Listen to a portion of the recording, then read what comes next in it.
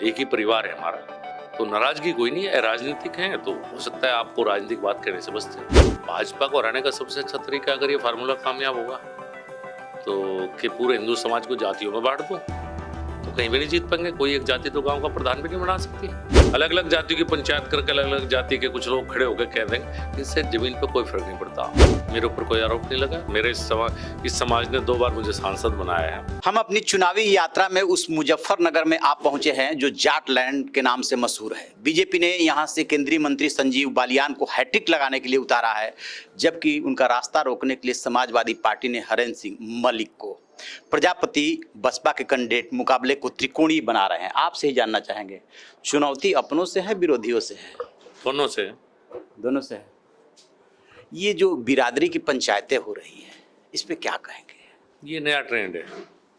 हर जाति के संगठन बने हैं और वो रोज अलग अलग पंचायतें करते हैं।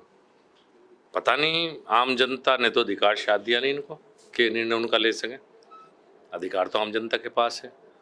तो ये अजीब सा कल्चर एक नया पैदा हुआ है पश्चिम उत्तर प्रदेश में। इस बार मैं देख रहा हूँ शादी को दिन ऐसा जा रहा होगा, इस समाज की ये पंचायत करता है, कहते हैं ऐसे समर्थन दिया।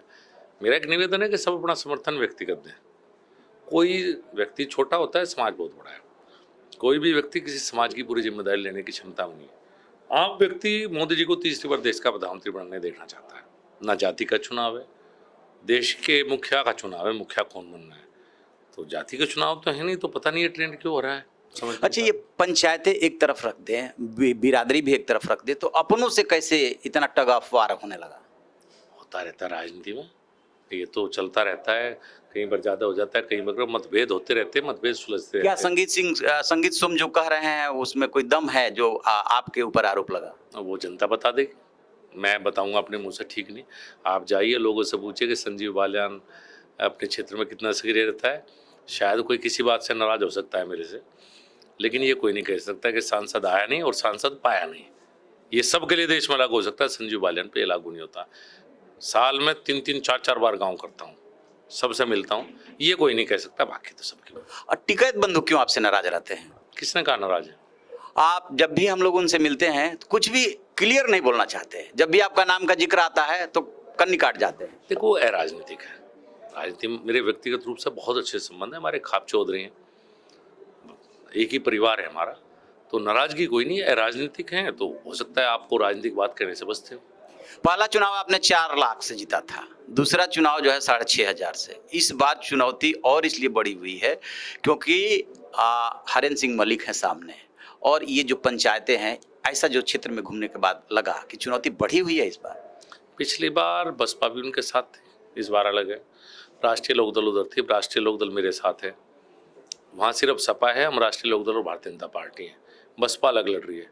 तो आप बताइए, चुनौती घटेगी एक बढ़ेगी? तो मैं आपके ऊपर निर्णय छोड़ दूं। ये जो पंचायतें हैं ना, रोज मतलब एक 17 तारीख को पंचायत बुलाई गई है और पंचायतें बुलाई गई है, तो वो आखिरकार किसके खिलाफ बोल रही हैं? भाजपा को हराने का सबसे अच्छा तरीका, अगर ये फार्मूला कामयाब होगा तो कि पूरे हिंदू समाज को जातियों में बांट दो, तो कहीं भी नहीं जीत पाएंगे। कोई एक जाति तो गांव का प्रधान भी नहीं बना सकती।